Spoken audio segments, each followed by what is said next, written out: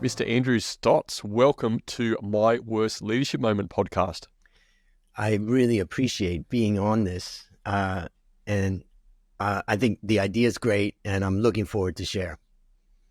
Mate, you had to say that because it's actually you who inspired this series and hopefully this ongoing series of My Worst Leadership Moments, because you've got a podcast, Your Worst Investment Ever. I was very, very privileged to be a guest on that, but tell us a little bit about that podcast. 366. That's what Sorry? you were. You were episode 366.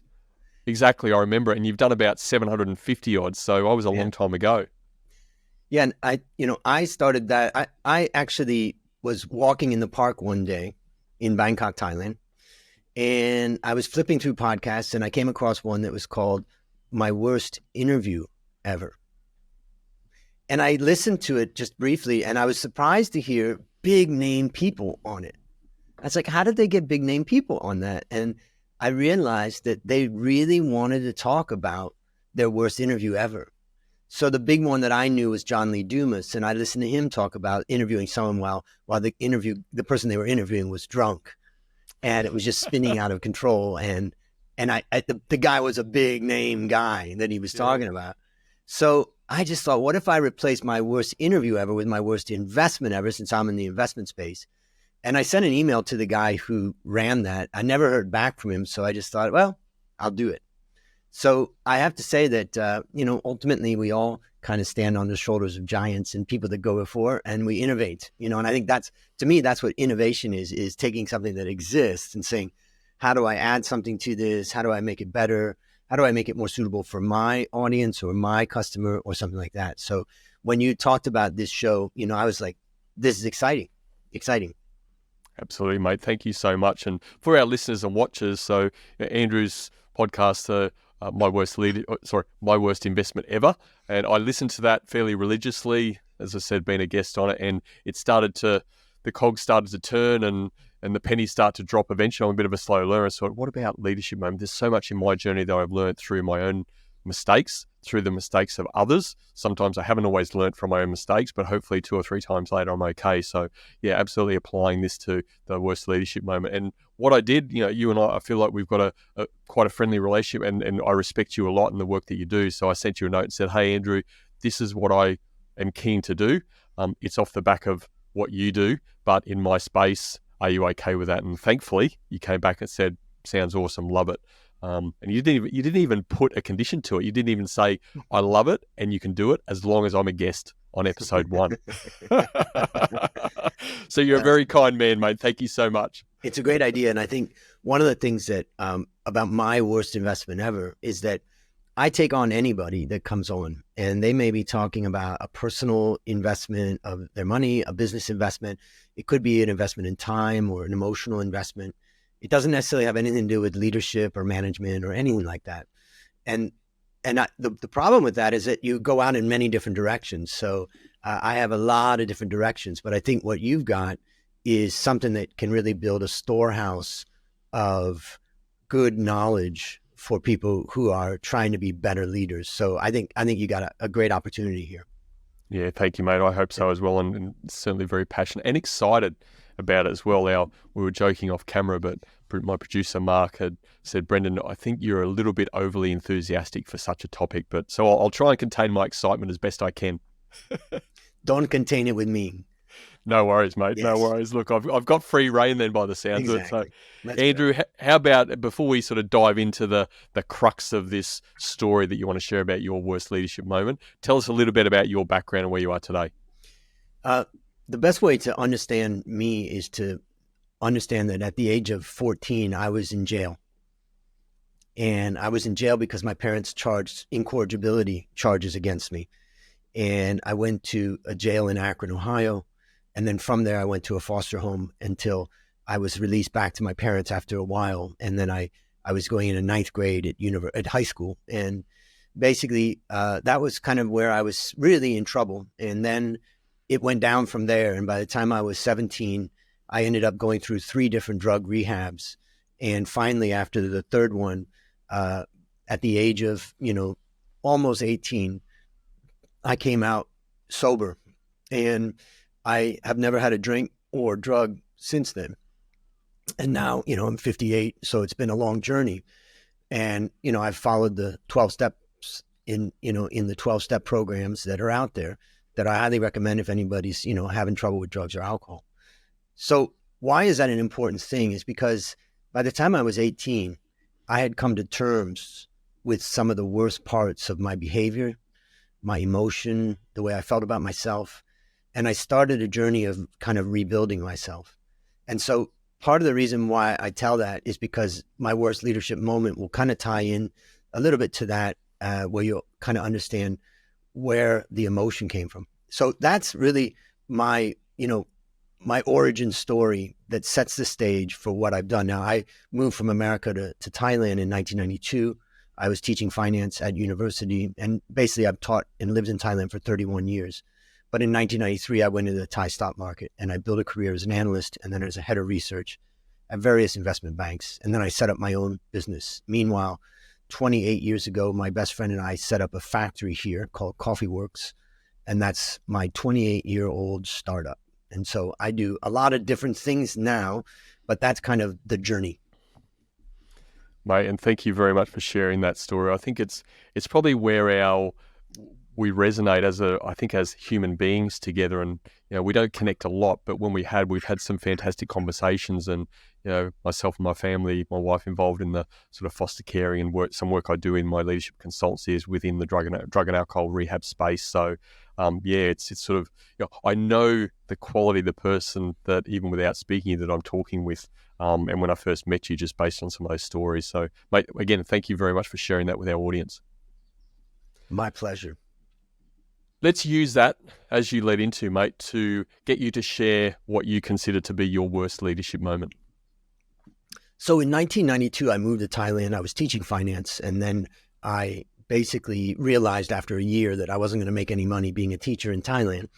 And so I applied for a job, and I got a job at a local broker, as a sell-side analyst. So I was looking at companies, writing research, and putting that research out to fund managers, mainly in the US and the UK, who were investing in Thailand. And they needed people on the ground that could look at companies. And back in those days, of course, Thailand was a huge booming opportunity for, investors. Eventually, very quickly, I got promoted really, really fast. By the time it was like 1994 or 1995, I was head of research at the number one foreign broker in Thailand. And it was an amazing position, amazing compensation, amazing opportunity. But it was a stretch for me with such limited experience. Now, the fact is that I still did pretty well in my work. But the leadership moment that was the worst for me was that I had an analyst that worked for me. And this analyst was, they just didn't agree with a lot of things that I said and did. And they made it vocal about it. And I had another analyst that worked for me who felt like I was promoted too fast. And he said that directly to me and felt like he should have had the job. So it was a bit of a hostile place at that time. And I think you could argue that my boss probably shouldn't have, promoted me so fast. But there I was. And so I had to try to figure out, how to maneuver that. And the first thing I did is just work my butt off to try to compensate for the insecurity. And so this goes back to, part of what happened when getting through my addiction and all of that was understanding my insecurities and all of that. And so this got back to the insecurities. So my first move was to compensate or overcompensate by working really, really hard. But eventually the problem came where this particular analyst really came on strong for me. And what I decided was that I would fire that analyst, and that it's just too much trouble. And I need to have some peace here, and I need to be able to do my thing. And so I proceeded to fire the analyst. The analyst left. The analyst then went and talked to my, there was something going on behind the scenes, which was I had a new boss come into Thailand. So he was head of the country and I was head of the research operation. And that analyst went and sat down with that new boss and convinced them that she should be rehired. And he went along with that, and he agreed with that. And I don't blame him for that decision. And so the next day I came to work and she was sitting at her desk. And it was just so much difficulty at that time and so many pressures. And I can say I used to feel stress. I don't feel stress anymore because I don't use that word. I use pressure instead. But I used to use the word stress, and I felt a lot of stress. And then basically what happened is I went in to see my boss and I said, hey, if you're going to hire her back, then I'm going to quit. And he said, okay. And then I lost my job at the number one foreign broker, paying a huge salary. And I walked out. And I ended up getting another job at a kind of a lesser of a place and less pressure. And you could say that maybe it was what was supposed to happen with me, because then the financial crisis happened in 1997 and I lost my job. And then I went 1 year or so without a job. And then I was hired back as an analyst and then rebuilt myself as a head of research with a lot more experience till then. The remaining 10 years that I was in the industry of the 20, I was a head of research. So the point that ultimately, I think I should have calmed down, and the thing is, the worst leadership moment was when I just got too overwhelmed with the pressures and got too overwhelmed with my insecurity. When if I had just remained calm, like I am a lot more these days, I could have ridden it out and figured out a way. And so that lady ended up becoming a great friend of mine. And I sat down and did what I learned in the 12-step program many years later and said, I'm sorry, and I was wrong in what I did. And she said the same. And then we really cemented our friendship and relationship between her and myself and her husband and myself and her family, her sons and myself. So that's my story. Quite a story, mate, and quite an experience. You did speak a little bit to some of the impact and consequences of that, but delve into that a little bit more. Like that next 12 months from there sounded quite challenging, but just the impact on you, whether that's your lifestyle and even your mindset around these things. And because you really gave your boss an ultimatum, and it probably wasn't the ultimatum or the result of the ultimatum you were expecting, was it? Yeah, I mean, I can't even really put myself back into, what I was thinking at the time. It's so hard now because it was a while ago, number one. And I just think so differently nowadays. And I think one of the things about Thailand that I really appreciate is that, coming to really strong confrontations is not what Thai people do. It doesn't win in the workplace. And therefore, I've learned that over the years. Now, I would say, there was a lot going on at that time. I managed to get a job very quickly after it, and it was pretty good pay. And it was definitely a little bit less stressful. And so I was lucky that I moved pretty quickly into another job. But then 1998 came, 1997 crash happened in early July.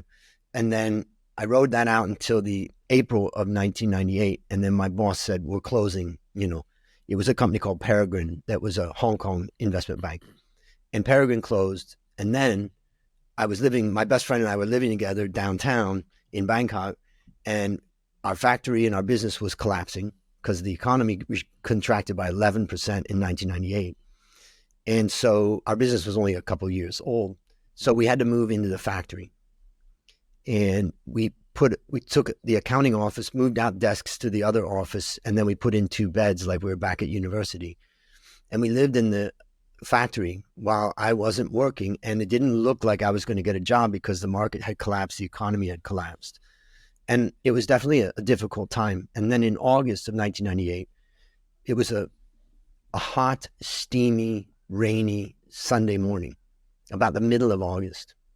And we had woken up and we were both just talking and sitting on our beds. It's deep in a painful period. We're in kind of almost in like a jungle area on the outskirts of Bangkok. There's only one room in the whole factory that's air conditioned, and because we're living in it and everybody else is not there, it's empty on the weekend. And I got a call from my older sister who said that her cancer came back and the doctor said she's not going to live for more than a month. When I hung up that phone, I just sobbed, and my best friend sobbed too. I'd lost my job. We were about to lose the factory. There was no guarantee we were coming out of this. And now I'm going to lose my sister. I got on a plane. I flew to America as fast as I could. I was able to be with my sister for 1 week, and then she passed away. And I came back to Thailand after staying with her family for a little while. And then I still had about 6 to 12 months of no work and no recovery in the business. The economy was wiped out. And luckily, my best friend realized we have to move to an apartment or a condo nearby because, we're going to kill ourselves in this factory. And so we moved into a place right near the factory, and we kind of recuperated. And then eventually I got a call. But I can tell you at that time, I was very depressed. There was a park nearby. I would go walk there. And it was just a very hard emotional time. I would say a bottom, besides the bottom of drugs and alcohol. And then eventually I got a call from a broker that said, would you like to come back and be an analyst? And I was like, I'd love that. And my boss at the time, who was the head of research, he says, look, you had this job before me. Why should I hire you? You're going to be trouble for me. I said, no, I'm going to be the dream employee because I know what you need and I'm going to deliver that. And that was one of the best times when I went back to work. It's like got my head above water, got the cash flow back into our business. I still had savings, but we still, had to protect. But that was, it really, there was a lot of things that went on, but that worst leadership moment was kind of a pivotal point that led me into where it went down to. Let's really focus on Andrew, the person. So you mentioned through that journey a number of learning opportunities, but what did Andrew learn about himself, and what did Andrew learn about the importance of relationships in those moments? Yeah, and I think to take you forward, many years forward, my proudest moment in Thailand, one of them was being voted number one analyst in Thailand, which was a very exciting thing that happened, in 2007, 2008 or something around there. But it wasn't my most proudest moment. My most proudest moment was when I was voted to be president of CFA Society Thailand, to represent the chartered financial analysts and fund managers. So to come to Thailand with nothing and to eventually be voted to lead the community of financial professionals was really a very, emotional time for me. It was a very big accomplishment. And I had a board, and I built a board, and there was a person on the board that always disagreed with the ideas that either myself or others came up with. And my first reaction, and this was so many, many years after this worst leadership moment, my first reaction was the same reaction, like, this is troublesome. This is just causing me trouble. But because I had had that experience and had reflected on it and also healed what I had, the problem that I had caused, I started to realize that this person was a valuable asset. On our board, she was raising issues that I was overlooking. She was raising issues from a very different direction. She came from more of a government direction where I was private sector. And she had a lot of really insightful things that she was saying.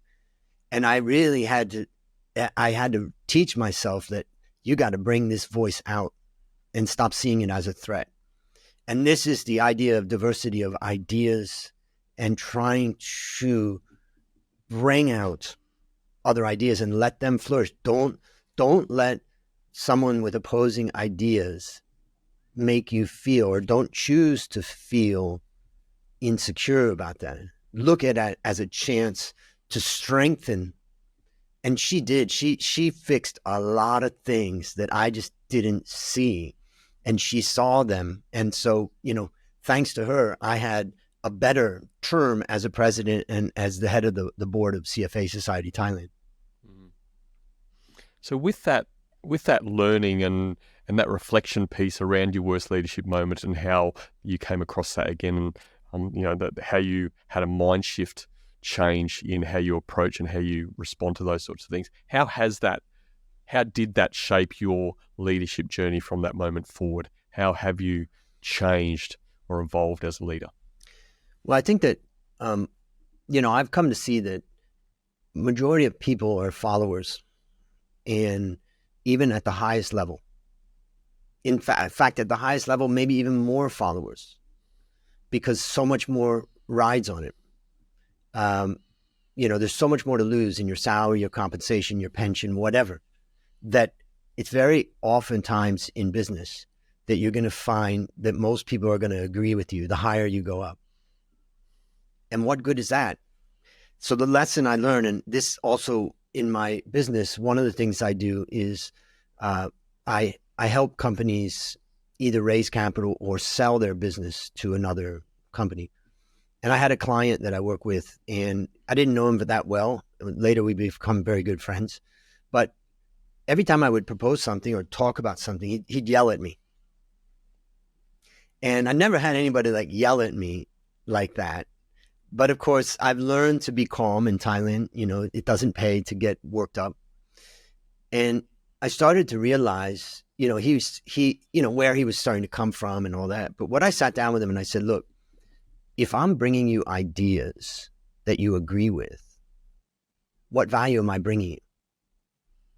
If I'm bringing you ideas that you already know, you're already doing, or you already believe is right, what value am I bringing you? It's the confrontation that when you rise up and say, that's a no, yes, no, that's the time that I'm trying to add value. If you just want someone to reinforce your ideas, you're never going to get where you want to go. And at that time, that face-to-face sit down with him really started to reshape the way we communicated, and helped me also to understand when he was getting mad, it was because it was a threat to his view on the way things would go. And maybe my idea was right, maybe it was wrong, but don't take it so personally, and help to, I think for the listeners and the viewers out there, the point is that ultimately our biggest value comes when we are proposing something that is different. And that is the time we're going to face the most resistance. Now, hopefully we're different and right. Sometimes, Bo, we're going to be different and wrong. And that's exactly what my confrontation with in my worst leadership moment was about, was I was being confronted with something different. And how did I react? I panicked. I tried to fire that person, that type of stuff. So I think that's the big learning. Yeah, it's a fantastic learning and very well articulated, mate. I feel like I think this is a piece of all of us, right? When we've had these sort of experiences and moments and we reflect on them, it's almost like a part of us is always wanting to pay it back. Like we've had that moment, we've reflected, and like you alluded, or like you said straight out, that person who you sort of fired and then they were rehired is now a very good friend. It's almost like you tell me whether I'm on the mark here, but it feels like you've continued to pay back that mishap or that misstep, because the work you do, and I know the work you do with young people and the financial analyst side of things, and actually through your boot camp journeys and those sorts of things, you're challenging people to see things differently and to really push those different ideas through. Is like, tell me, what would you say to that? That's what it feels like to me. You are continually paying the world back for your misstep. Yeah, and I think that I want to tell you a story about a very, very senior Thai man who I knew from when I first came to Thailand for all of the time and still know. And I had a friend of mine who got in trouble, and he got locked up in a jail near his home. He had like a family and kids. And I would say what he was doing to me wasn't that serious, but for some reason it was seen as very serious from the Thai government. And so that guy called me and said, I'm in jail, and, can you help? And I called the Thai man that I knew that was very senior. And I said, look, I'm not asking you to do anything, illegal or anything, but could you just, help me understand what's happening here so that I can try to help my friend react to it? And he said, I'll call the head of the police department there. And he called him and talked to him about the case. And then he came back and he talked to me a little bit about it. And eventually, things were able to be worked out. But the point was, I asked a Thai friend of mine, why would he do that? Why would he take his credibility, very senior position, and risk it by trying to help out someone? And what he said, the friend of mine said, is that he spent his whole life building that influence that power, he wants to demonstrate it. He wants to use it. And I think that that's somewhat of a similar thing. When we have gone through the journey, we've been to the bottom, we've risen up to the top. Sometimes we go back to the bottom, then back up to the top. When we've been through that, for me, I want to share that journey. And I think the other thing that is important for me, in the 12 steps, we have the 10th step, which is continue to take inventory, and when we are wrong, promptly admit it. And so there's a saying in the 12-step program, which is to clear away the wreckage of our past. And first, I had to clear away the wreckage of my past through treatment, which helped me in 12-step meetings. But then, of course, we create new wreckage in our past every day or every week or every month where we make mistakes. So part of what I've learned is to go back to the people I've harmed and make amends. And then once I've done that, I'm free, because I've said I'm sorry. I said I was wrong. And if I need to make amends in one way or another, I've done that. Whether that person accepts that or not is irrelevant. What's important is that I let go of that past, and I let go of it in a responsible way. So I'm free. I have no wreckage of my past, and any wreckage that I create, I quickly address.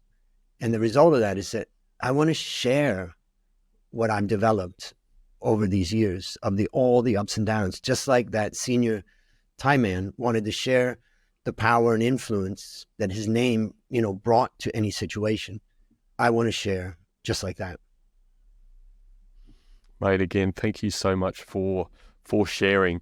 I think it's very much a privilege to have you as our first guest on My Worst Leadership Moment, for reasons that we mentioned at the top of the show. But I feel like there's probably a hell of a lot more episodes of My Worst Leadership Moment and the stories that you could share, probably like all of us. But what you've shared today is extremely valuable. I think the key for me, and the words always come to mind, like that, seek to understand. Yes, we get that, but it's really being deliberate about even surrounding yourself with people who are going to challenge your ideas. Like, be deliberate about that, because then your idea, a combination of other people's insight into that idea or somebody else's idea, and then you're providing insight into that, you are always going to get better outcomes, provided you are open enough to really take the time to listen, not to get sort of bought into any frustration or differences that they may bring, really working hard to unpack that. So, mate, thank you very much for